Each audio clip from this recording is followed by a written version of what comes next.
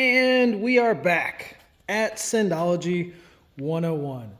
As you can see, the car is on the lift. I have a motor mount that needs replaced. It is what they call the fourth mount in the frame, which is basically going to necessitate loosening up the engine and pivoting it.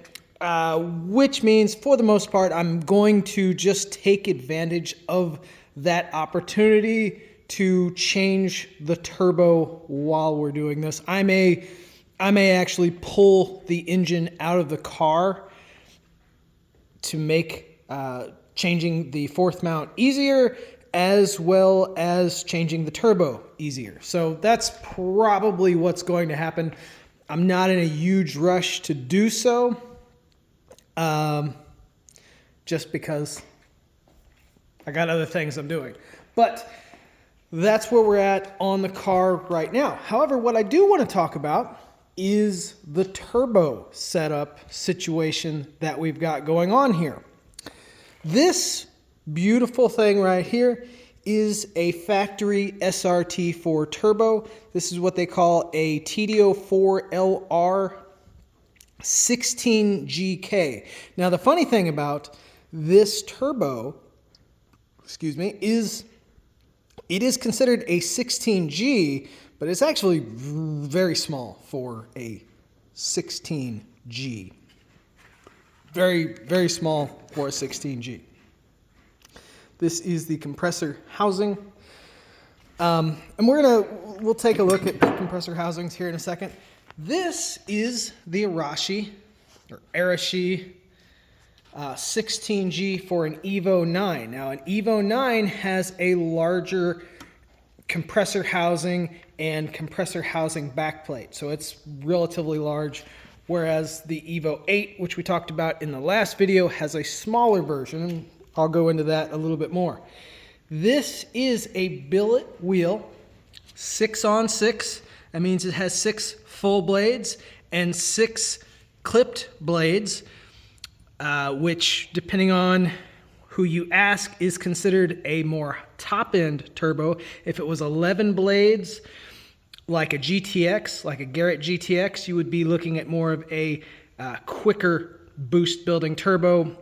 Again, depends on where you read how the blade arrangements work, but basically it replicates a billet version of a factory 16G Evo 9 turbo wheel, but in billet.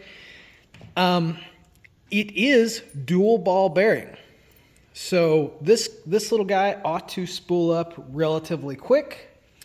It is a 9-blade turbine, factory size turbine, TDO5 HR turbine size, but it is a 9-blade instead of the factory 12-blade, which this Evo 8 is basically a factory style turbine. So it's got the 12 blades, which the difference between the blades, and I'm not going to pull this turbo out today to show you the differences, but I will have other turbos. We can look at the differences between the blade styles and how that is going to change performance. But with a 9-blade turbine, you are looking at a lighter turbine, which with the dual ball bearings should spool up relatively quick. Now, you do lose a little bit of torque and spool up with the lower blade counts, because as that exhaust gas comes through and grabs these wheels, the more blades that are on your wheel, the more torque, the more it has to grab onto before that exhaust gas escapes out. Okay? Now, for low RPMs, quick spool up, you lose a little bit with the lower blade counts, but with the lighter weight and dual ball bearing, it should kind of even out. Now, those 9-blade turbine wheels, what they are really good for is up top, where you are pushing out more exhaust gas you don't want, and basically it's lower back pressure. You're looking at lower back pressure with the lower count turbine blades. So it's one of those give and take sort of things. So this is a Mitsubishi 12 blade turbine. This has the same diameter. It's a 55 millimeter turbine with the inducer of like 48 millimeters, 49 millimeters. Factory, like I said, this one has the same size, but it is a 9-blade turbine. Something we can look at as well, you can see how small of a turbine housing this factory TD04 has versus you see the width of this turbine housing on this stage 3 manifold. This is a very small AR turbine. I think it's a 0.46 AR ratio for a very quick spool up. This is a 0.73, I believe. If you look at it in Mitsubishi terms, I think this is like a 7 squared. This is a 10 squared. Then again, I could be wrong there on those numbers. But you are looking at something that is going to flow freer up top. And when you pair it with that 9-blade turbine, it's still going to spool quick, but it won't spool as quick as one of these guys right here. So turbine, it all comes down to pairing different things together. And I think this is going to be an interesting pairing. It's not going to spool. It should spool as quick as a factory stage 3 turbo setup, but also flow freer up top. Now, this turbo is a 16G. It is, you're looking at ratings. I've seen people hit about 400 wheel horsepower with a 16G turbo. We'll see what this will put down. This compressor, this 16G, is actually smaller than what is in the car right now. However, because of the freer flowing turbine, it's going to be easier to push more horsepower because you have less back pressure in the exhaust manifold. Everybody looks at boost by how much pressure you're putting into the intake manifold into the engine. But what happens is as you start building up pressure in the intake manifold, and that air has to go somewhere and it goes into that exhaust manifold, that exhaust gas has to pass through the turbine before it escapes into the exhaust, out the tailpipe. You can look at some extremely high exhaust manifold pressure, which becomes back pressure, which fights that intake gas, or that compressed air that you're pushing into the cylinder. You get extremely high back pressure in your exhaust manifold. Okay, so even though you may have a larger, in my car, a larger compressor, you still have the relatively small turbine back pressure. So you might be able to push a lot of air in, but you do have a bottleneck in the exhaust side of things. So with this freer flowing setup, I'm looking at being able to easier push higher horsepower, which equals, with that freer flowing exhaust, you're looking at lower combustion temperatures, which requires less timing, which means I can run more timing without having to run E85 or something in that nature. So that's kind of a long, blown up, not very well explained variation, but there it is. Okay, I also want to look at, real quick, the differences in the compressor housings. This compressor housing is the factory SRT4 16GK housing. You can see it's relatively small. It's a small little guy, very small scroll. This is the Evo 8 16G. You can see that compressor is tore up in there. Do not know what got inside of there, but it did a number on that compressor wheel. But this is the Evo 8 compressor housing. This is the Evo 9 compressor housing. You can see it is quite a bit bigger than the Evo 8. The turbo itself is actually the same size, but the compressor housing is larger on the Evo 9.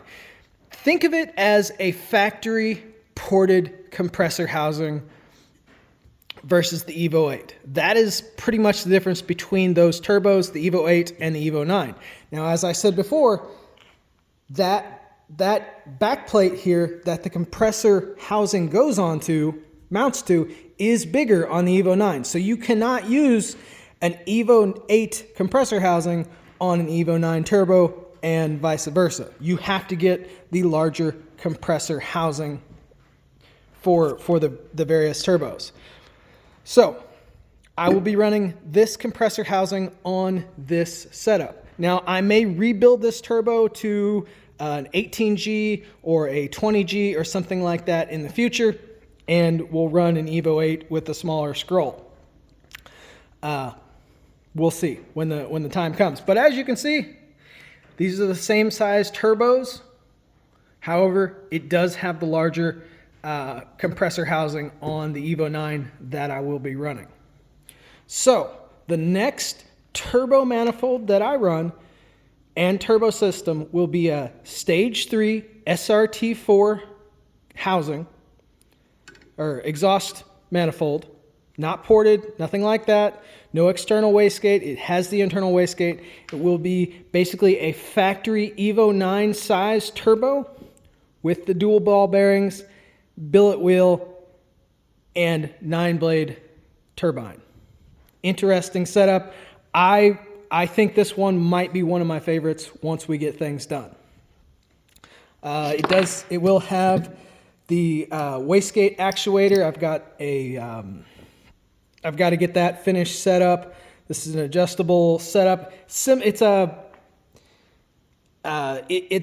Arashi version of basically what the Turbo Smart actuators are. We'll see how it works. I've not had a chance to use it, but I've got a bracket bolted up and mounted. We'll see how it all works out once things come together. This is the exhaust housing or O2 housing. This is a factory stage 3. I'm not going to use this. It necks down to about 2.5. This is an aftermarket 3-inch. Might as well get the extra flow. Anything past the turbo is a good thing. We want as large exhaust as we can after the turbine. This one is, they've got their plate upside down. SRT4gear.com. Probably one of the only ones that are built right now for the stage 3 turbos. If it was just a factory turbo, you can buy these 3-inch housings all over the place. But for the stage 3s, there's only like 2 places. This is up in Canada. Took a little while to get. It's a little bit more expensive, but so be it. So we've got that's going to be paired with that manifold to get the best possible flow as we can. And then, of course, here's the mount from Darryl Cox Racing DCR for the 4th mount. That little guy that will replace one of the old ones that we did about 9 years ago that failed. It lived a hard life. It did great. We're going to replace it after it met an untimely death. Not really untimely. It served its purpose. One of the next videos, we will look at this manifold, this externally gated and external V-band flange stage 3 manifold. I have a couple turbos coming for that, and we'll talk about them. They're going to be cool. If you follow the Syndology 101 Instagram, you probably already have an idea of what they are, but I'm going to save that for another day. We'll ramble about that. So yeah, that's where we're at. That's the next turbo setup for the car. I don't exactly have a schedule for when this will be accomplished. Hopefully within a month, Christmas time maybe. I'm going to take my time, do what needs to be done, and not get into too much of a rush. So we'll probably end up talking about the next turbo setup for this guy before the car's back up and together. There's the Challenger. Beautiful car. I need to do some... It's been good. It's been good the way it's set up. Maybe we'll get some work on it soon. There's the old Magnuson. But down here, you can see a tubular turbo manifold with a V-band mount for a turbo and V-band for a wastegate. Downpipe, there's a beat up. This is just kind of a junk turbo. S257 Borg Warner, but that's in the future. That is in the future for the SRT4 down the road. We'll do a tubular manifold, but until then, we'll play with these stage 3s and Mitsubishi turbos. So that's kind of I wouldn't call it a quick update, but it is an update on where we're at turbo-wise. If you have any questions, suggestions, or anything, leave them down below in the comments. Catch you later.